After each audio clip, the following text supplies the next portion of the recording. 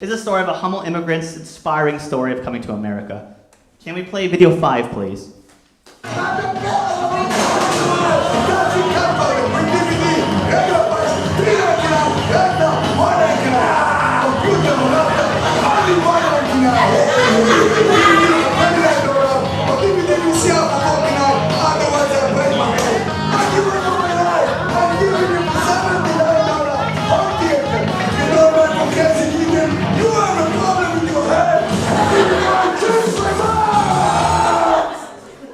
Now that we've all just had strokes. That's what PTSD looks like, sorry. Gideon Koetzer was born in Tel Aviv, Israel in 1944. He studied electric motor engineering in England and briefly worked in Africa before being sent home in 1967 to fight in the Six-Day War. After the 6 days, can you believe it? After that, he returned to London and had a brief career managing a few nightclubs, living the life of what he described as a big playboy. Clearly. Yeah, he's got it down. You see the way he chews a camcorder? Imagine the possibilities. In the early 70s, he came to the United States. In 1972, Koetzer set up his electronics shop near 139th Street and Western in Gardena, an area between Hawthorne and Compton. He slept on all those mattresses, by the way. Just testing them, chewing them, testing them. I'm crazy, I pee on mattresses. He was subletting a piece of floor space at the CalFed department store. This is where his first Crazy Gideon store was at.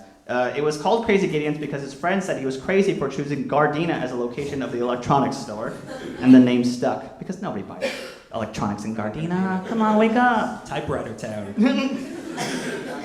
As he started to learn the home electronics business, he saw an opportunity in a steady flow of returned items that are regularly sent back to manufacturers due to things like customer returns, company liquidations, overstock, and discontinued products. He'd buy those from companies, fix any problems with the merchandise, and then resell them as new or like new items at the store. This is what's referred to as the bargain basement business model, emphasis on bargain or basement.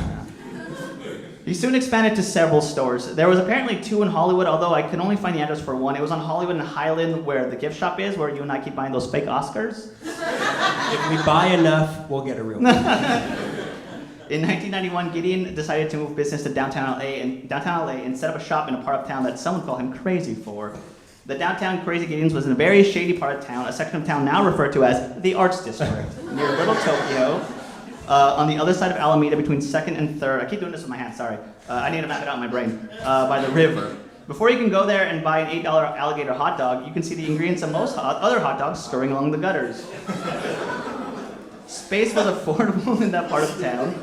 He set up a shop in a 44,000 square foot building at 830 Traction Avenue and became the Crazy Gideon headquarters. According to his son, Daniel Koetzer, Gideon bought the space with the mindset that if people bothered driving to this sketchy part of town, they wouldn't want to leave empty-handed. Business school. That's what you learn in business school. If you want to set up a burger stand, set up them in international waters, and then people will buy a burger. It's just the way it works. Gotta eat somewhere. They set up the building in a 1917.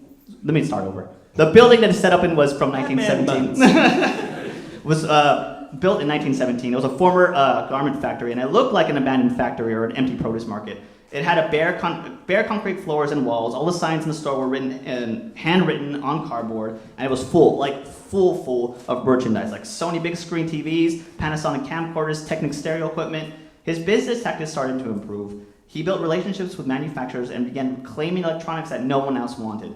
They were happy to do business with someone who kept return inventory off their books, and Gideon was happy because it provided an unbeatable bottom line for him. So an electronics store would go out of business and want to sell all their products back to the company that made the products. Gideon would swoop in and buy all of those at a lower cost. And at some point, he built a good relationship with companies that they would start going to him first when the product was discontinued. Gideon even became the primary agent on the West Coast for JVC's refurbished goods. Crazy Gideon's was like a salvage yard for home electronics. He sold returned and refurbished items, but with that, many of his merchandise was awkward, outdated, and dusty. But he still made money, he still got traffic. How? The commercials.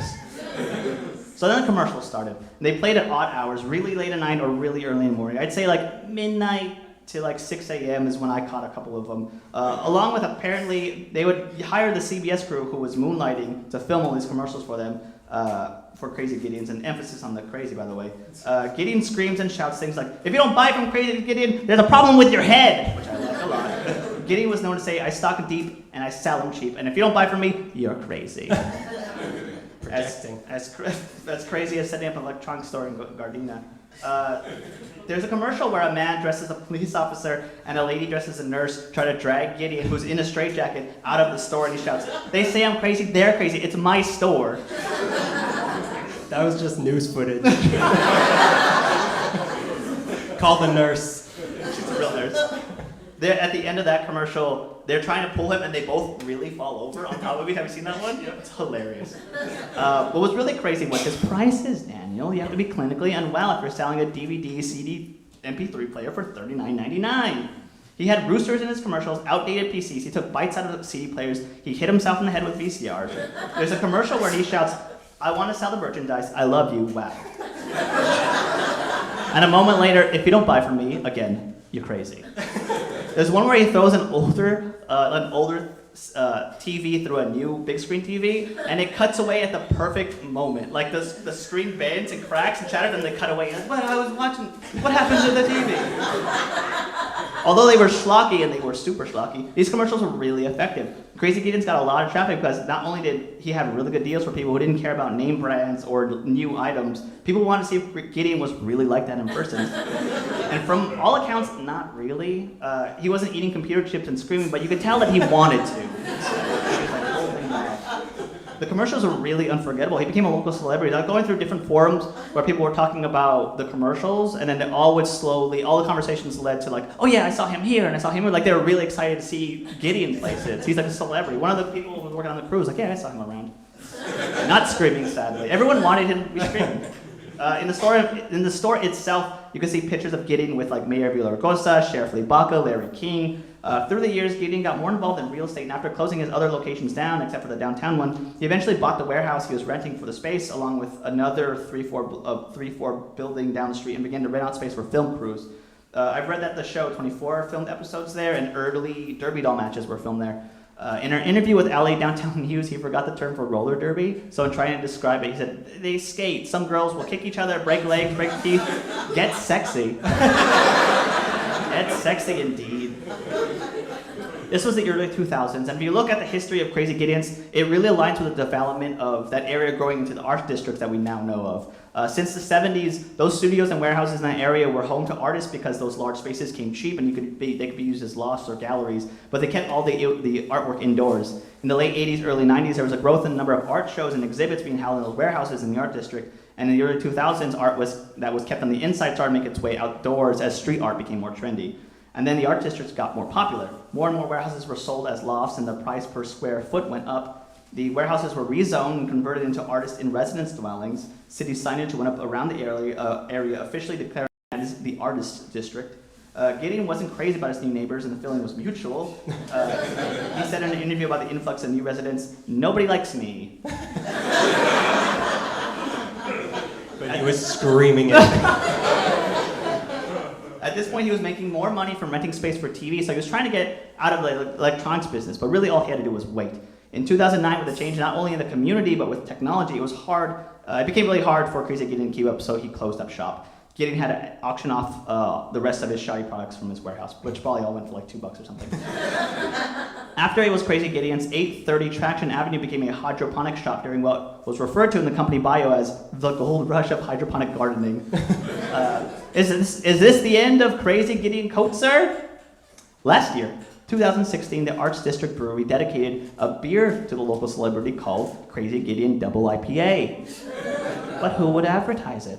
How could the Art District Brewing Company inform the masses? Can I play video 6, please? Crazy Gideon is an artistic boy. Artistic boy is the place for a good beer.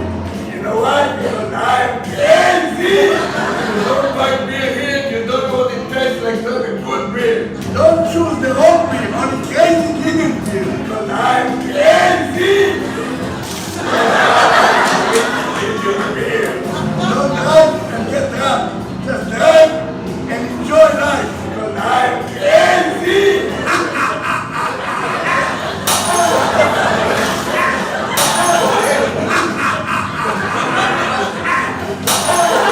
Crazy Gideon,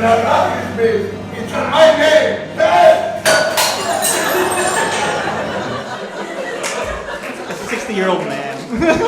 Age code glasses and beer around. Gideon hasn't gone far. Him and his son Daniel now work on Willow Street in the Arts District, running Willow Studios, which rents spaces from the former Moral Meats building on Willow Street out to film productions. You can follow him on Twitter at Gideon Kozer, but he hasn't tweeted since 2015, so hit him up. On cold nights, if you listen real hard, you can hear him. I'm crazy.